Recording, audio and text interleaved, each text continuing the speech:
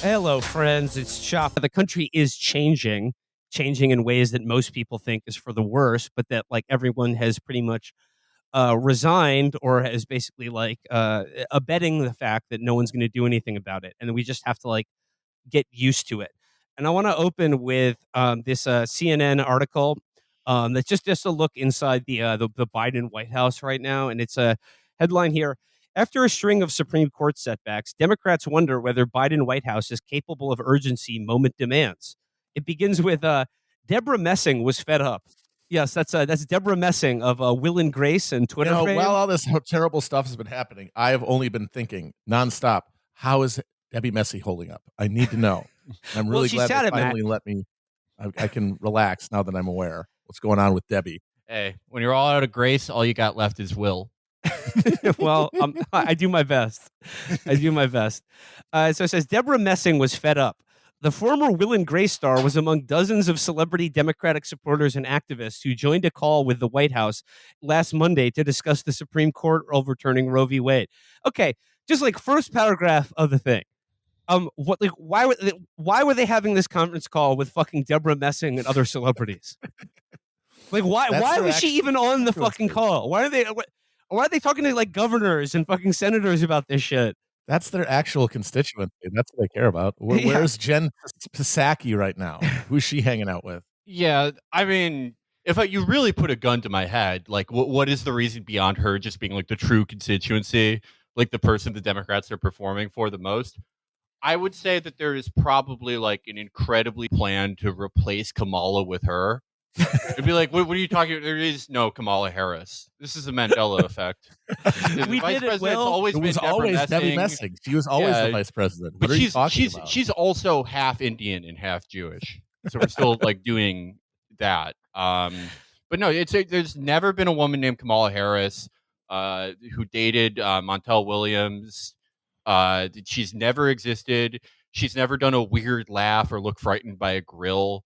These are all deep fakes. It's always been Deborah Messing. Actually, Will and Grace referred to the Will there, referred to Willie Brown, former mayor of San Francisco, who Deborah Messing dated. Yeah. But yeah, like, so I'm sure the White House has had other calls with, people who aren't, former sitcom actors. But it says here, the mood was fatalistic, according to three people on the call, which was co-organized by the advocacy group Build Back Better Together. Build Back Better Together. But this next paragraph will may come as a shock if you're familiar with Deborah Messing's sort of online personality. But it says here, Messing said she'd gotten Joe Biden elected and wanted to know why she was being asked to do anything at all, yelling that there didn't even seem to be a point to voting. Others wondered why the call was happening.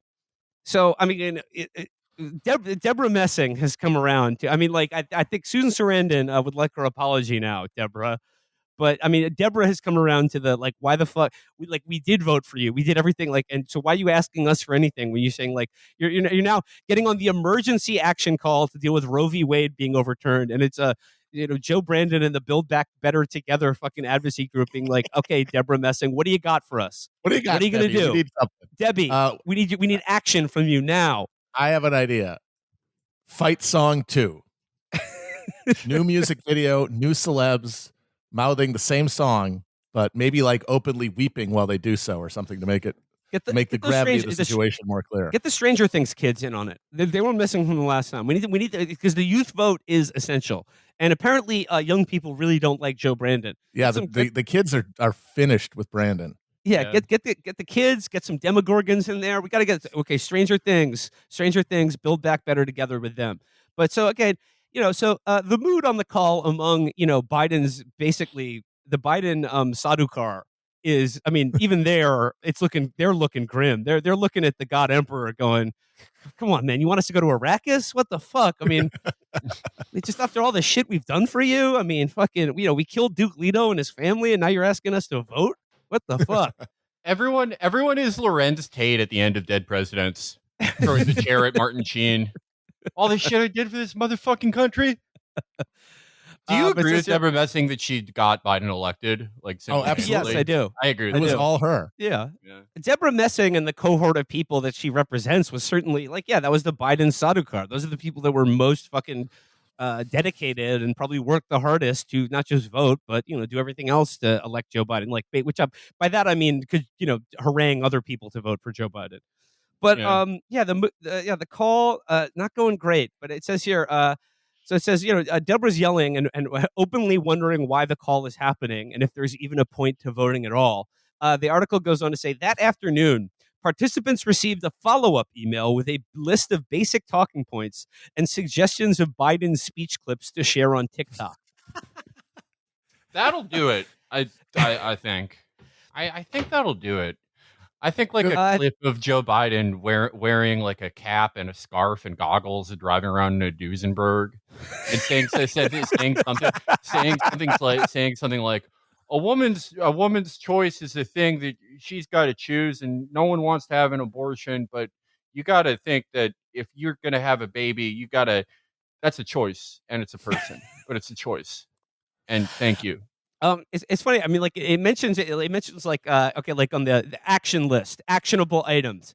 Here's a list of TikTok links that you can share on social media of Biden looking smart and in charge. I don't know if you guys have noticed this, but have you seen TikTok being blamed a lot recently for why young people don't like Joe Biden? Yeah, no, they're doing this a lot. They did this with military recruiting too.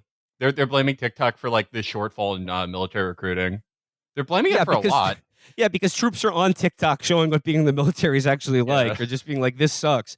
But I mean, like, I've seen a lot of, I don't know, like a lot of commentary from people being like, TikTok is brainwashing young people into hating Joe Biden because, like, it's just, short context free clips of him looking like a doddering buffoon or, TikTok clips attacking him or, like, propagandizing the youth into being now, I think 70% disapproval rating for Joe Brandon among people under the age of 30. But like by 60 or 70%, they still want Democrats in control of the country, but they just hate Joe Brandon. And that he's become like a punchline, like he's become a stand-in for everything like ineffectual and just fucking incompetent about like the country we live in now. And a lot of people are blaming TikTok for that. So the way to counter that, better TikToks, more TikToks, positive. Brandon affirming TikToks instead of Brandon defaming TikToks. What if we set one of those clips where he just fucking glitches out for 30 seconds to one of those cool robot sounds that they like to use on there? That'd be fun. Remembering my childhood in 1943. I think I why am I giving the White House advice? Why, what would they even do with it, right? But what is the new thing for young people? And by young people, I mean everything from actual young people to millennials who are now in their 50s. It's to go online, be the most terrified person ever, never do anything, never confront anyone, just accept any disrespect that comes your way, and be like, oh, I'm unhinged, I'm mentally ill, I'm crazy, I'm unmedicated, I'm scary, I'm a schizo.